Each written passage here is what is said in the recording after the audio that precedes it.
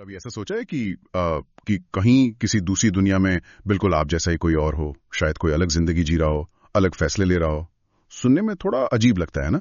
अगर आप ऐसे ही ज्ञान बढ़ाने वाले विषयों पर और जानना चाहते हैं तो चैनल को सब्सक्राइब जरूर करें, इस वीडियो को लाइक करें और हाँ, अपने दोस्तों और परिवार के साथ शेयर करना न भूलें। आज हम बात करने वाले हैं एक ऐसे ही चौंकाने वाले आइडिया के बारे में, समानांतर आयाम यानी पैरेलल डायमेंशंस। ये वो दुनियाएं हैं जो शायद हमारे आसपास ही मौजूद है, पर हमारी पहुंच से बाहर। चलिए इस रहस्यमयी दुनिया की परतों को आज खोलते हैं। तो सबसे पहले ये पैरेलल डायमेंशंस आखिर हैं क्या चीज? इसे समझने का कोई आसान तरीका? मान लीजिए हमारा पूरा ब्रह्मांड, ये पूरा यूनिवर्स एक बहुत मोटी सी किताब है। ठीक है। और हम सब, हमारी पृथ्वी, सूरज, तारे, ये सब कुछ उस किताब के सिर्फ एक पन्ने पर हैं।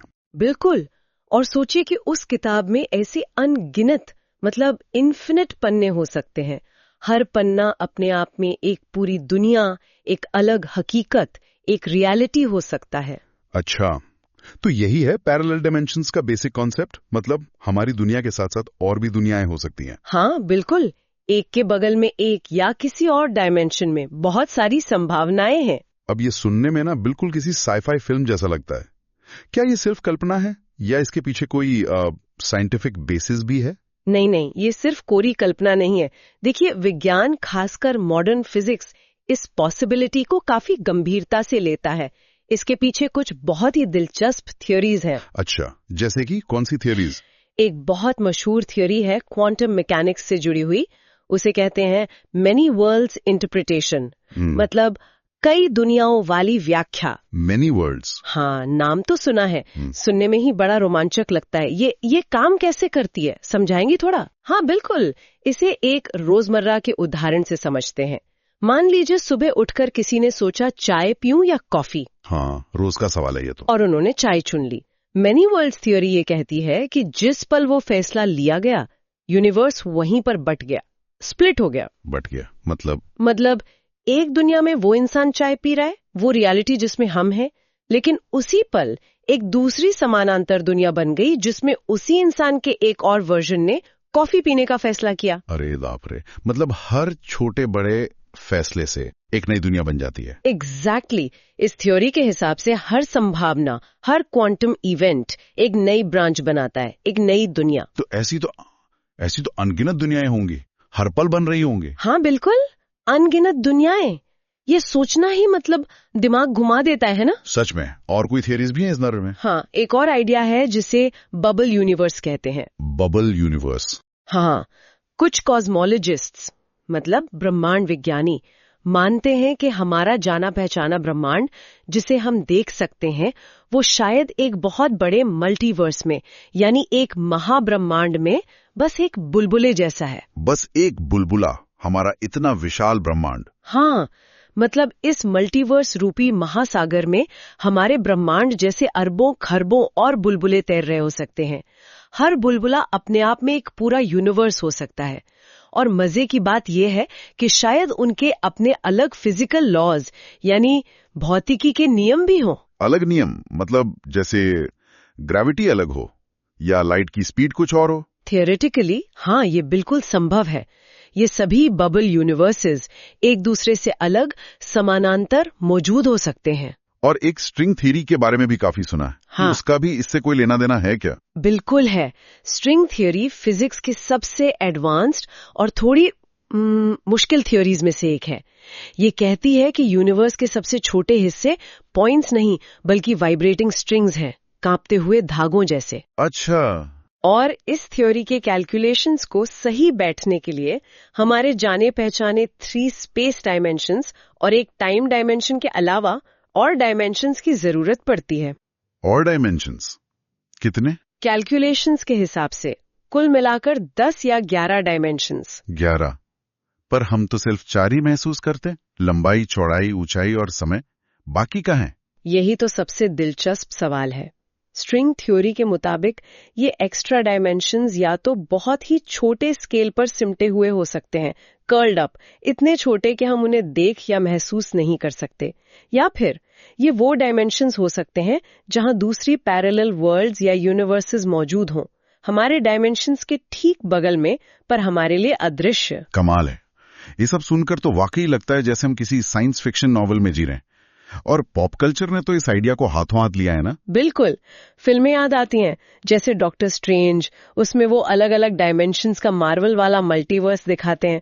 हाँ, और इंटरस्टेलर भी, उसमें कैसे डायमेंशंस और ग्रेविटी का खेल दिखाया था, टाइम ट्रैवल का एंगल भी था।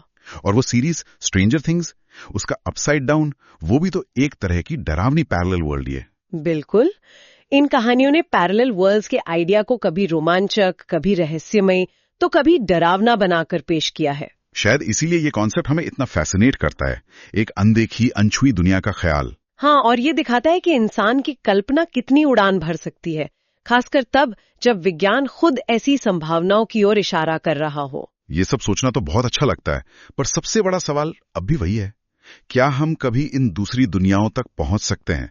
क्या ये मुमकिन है? ये $1,000,000 क्वेश्चन है, और सच कहूं तो फिलहाल इसका सीधा जवाब नहीं है।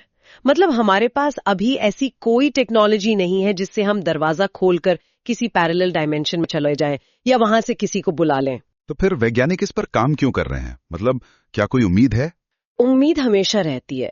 देखिए, विज्ञान सीधे सबूत न मिलने पर भी इनडायरेक्ट क्लूज, मतलब अप्रत्यक्ष संकेतों की तलाश करता है। जैसे स्विट्जरलैंड में वो दुनिया की सबसे बड़ी मशीन है, लार्ज हाइड्रोन कोलाइडर, LHC। हाँ, सुना है उसके बारे में, जहां पार्टिकल्स को बहुत तेज स्पीड से टकराते हैं। बिल्कुल, वैज्ञानिक वहां सब एटॉमिक पार्टिकल्स को लगभग लाइट की स्पीड से टकराते हैं ताकि यूनिवर्स के बनने और उसके फंडामेंटल लॉज को समझ सकें। कभी कभी इन टक्करों में कुछ ऐसे नतीजे या डेटा मिलते हैं जो हमारी मौजूदा फिजिक्स की समझ, जिसे स्टैंडर्ड मॉडल कहते हैं, उससे थोड़े अलग होते हैं। कुछ अनोमलीज मतलब कुछ गड़बड़ जो उम्मीद के मुताबिक नहीं है। हाँ, एक तरह से कुछ वैज्ञानिकों का सोचना है कि ये छोटी छोटी गड़बड़ियां शायद एक्स्ट्रा डिमेंशंस या पैरेलल वर्ल्ड्स के हल्के असर की वजह से हो सकती हैं। जैसे हो सकता है टक्कर से पैदा हुई कुछ एनर्जी इन छिपे हुए डिमेंशंस में लीक हो जाती हो। ओह, तो ये एक तरह का इनडायरेक्ट सबूत हो सकता है, इशारा। पोटेंशियली हाँ, पर यह अभी पक्का नहीं है, बस एक संभावना है जिसकी जांच चल रही है। इसी तरह डार्क मैटर और डार्क एनर्जी हैं। ये वो रहस्यमयी चीजें हैं जो ब्रह्मांड का लगभग 95% हिस्सा बनाती हैं, पर हम उनके बारे में जानते बहुत कम हैं। हाँ, ये तो ब्रह्मांड के सबसे बड़े रहस्यों में से हैं। इनके बारे में तो पढ़ा है। कुछ थ्योरीज ये अनुमान लगाती हैं कि शायद डार्क मैटर का जुड़ाव ग्रेविटी के जरिए किसी पैरेलल वर्ल्ड से हो सकता है। अच्छा, ग्रेविटी के थ्रू। हाँ, ये सब अभी स्पेक्युलेटिव है, मतलब सिर्फ अंदाजे हैं, पर यह दिखाता है कि वैज्ञानिक अलग अलग दिशाओं में सोच रहे हैं, इस पहेली को सुलझाने की कोशिश कर रहे हैं। तो मतलब रास्ता काफी लंबा है, मुश्किल है, पर दरवाजा पूरी तरह बंद नहीं है, उम्मीद बाकी है। सही कहा। डायरेक्ट ट्रैवल या कम्युनिकेशन अभी साइंस फिक्शन लगता है, पर इनडायरेक्ट एविडेंस की तलाश जारी है। विज्ञान हमेशा क्या हो सकता है कि सीमाओं को परखता रहता है। Who knows? अगर मान लें, बस एक पल के लिए मान लें कि ये पैरेलल वर्ल्ड्स सच में हैं और शायद भविष्य में कभी हम उनसे कांटेक्ट भी कर पाएं, तो इसका मतलब क्या होगा? ये हमारे लिए इंपॉर्टेंट क्यों है? इसके मायने बहुत गहरे हो सकते हैं, बहुत ज्यादा गहरे। सबसे पहले तो ये हमारे अपने अस्तित्व, हमारे एग्जिस्टेंस की समझ को ही बदल सकता है। क्या हम जो खुद को मैं समझते हैं, वो रियलिटी का सिर्फ एक ही वर्जन है? ये सोचना, ये मतलब दिमाग हिल जाता है। बिल्कुल। अगर अनगिनत दुनियाएं हैं, तो क्या अनगिनत हम भी हैं? ऐसे वर्जन जिन्होंने वो फैसले लिए जो हमने नहीं लिए, जो शायद हमसे बिल्कुल अलग जिंदगी जी रहे हो। कोई शायद बहुत कामयाब हो, कोई शायद कुछ भी हो सकता है। ये ख्याल हमारे सेल्फ यानी स्व की पूरी धारणा पर ही सवाल उठा देता है। ये तो है। और ये जानकर भी हैरानी होती है कि ये जो मल्टीपल रियलिटीज या कई लोगों का विचार है, ये सिर्फ मॉडर्न साइंस के देन नहीं है। अगर हम पुरानी सभ्यताओं को देखें, जैसे भारतीय दर्शन या बौद्ध धर्म की शिक्षाओं को, तो उनमें भी कई लोगों, तलों या अलग अलग रियलिटीज का जिक्र मिलता है ना? हाँ, ये बात बिल्कुल सही है। कई प्राचीन संस्कृतियों और दर्शनों में इस तरह के कॉन्सेप्ट्स मिलते हैं। लगता है जैसे इंसान हमेशा से इस संभावना के बारे में सोचता आया है, किसी न किसी रूप में। तो ये सवाल शायद उतना ही पुराना है जितनी इंसान की चेतना। बिल्कुल, फिलोसॉफिकल और स्पिरिचुअल लेवल पर भी इसका बड़ा महत्व है। और भविष्य की बात करें, अगर कभी कांटेक्ट संभव हुआ, हाँ, सोचिए क्या होगा अगर हम किसी दूसरी दुनिया से मिलें, किसी दूसरे वर्जन से। इसके नतीजे कल्पना से परे हो सकते हैं। क्या हम उनसे कुछ सीख पाएंगे? क्या वो हमसे बहुत अलग होंगे? टेक्नोलॉजी में, सोच में, क्या वो दोस्त होंगे या कुछ और?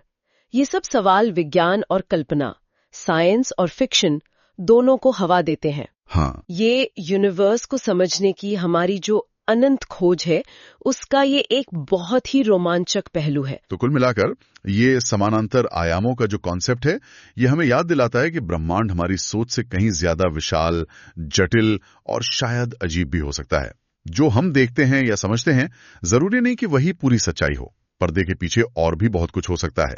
जरा सोचिए, अगली बार जब कोई अहम फैसला लेना हो, क्या पता किसी दूसरी मिलती जुलती दुनिया में एक और आप जैसा ही कोई ठीक उसी वक्त बिल्कुल उल्टा फैसला ले रहा हूं।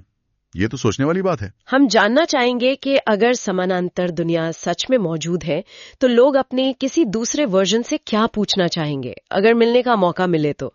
नीचे कमेंट सेक्शन में अपने विचार जरूर साझा करें, बड़ा मजा आएगा पढ़ने में। आज के लिए बस इतना ही। इस दिलचस्प सफर में हमारे साथ शामिल होने के लिए बहुत बहुत धन्यवाद।